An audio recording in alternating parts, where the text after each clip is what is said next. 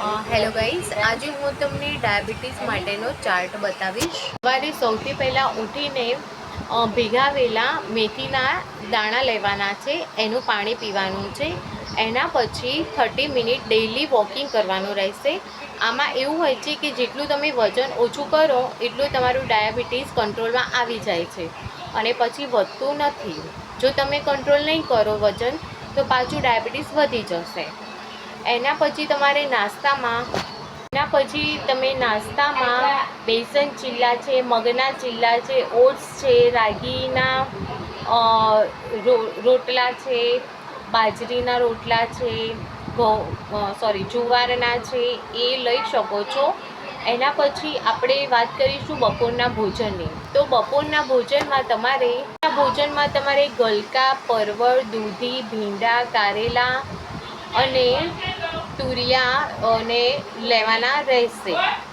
એના પછી તમારે સાંજે નાસ્તામાં શેકેલા ચણા છે, મખાણા છે, બેસનના ચીલા જે મેં સવારે નાસ્તામાં કીધું એ પ્રમાણે બેસનના ચીલા છે। અને જો તમારે ચા લેવી હોય તો તમે સ્ટેવિયાવાળી ચા લઈ શકો છો। ડાયાબિટીસમાં શુગર અને ગળ્યું અવોઇડ કરવાનું હોય છે, એની જગ્યાએ તમે સ્ટેવિયાવાળી ચા લઈ શકો છો। સ્ટેવિયામાં તમે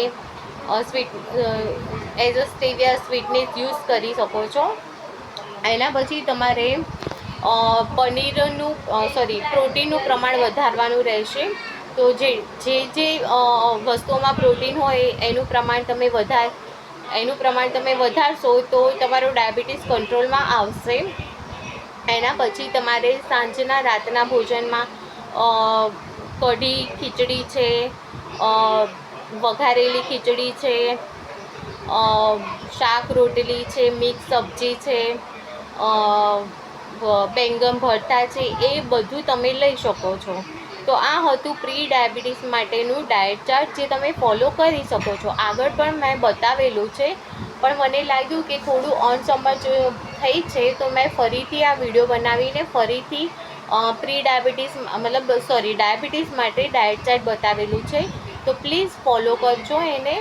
અને જેને પણ તકલીફ હોય ડાયાબિટીસની એને મેઇન તમારે વેટ કંટ્રોલમાં કરવાનું હોય છે।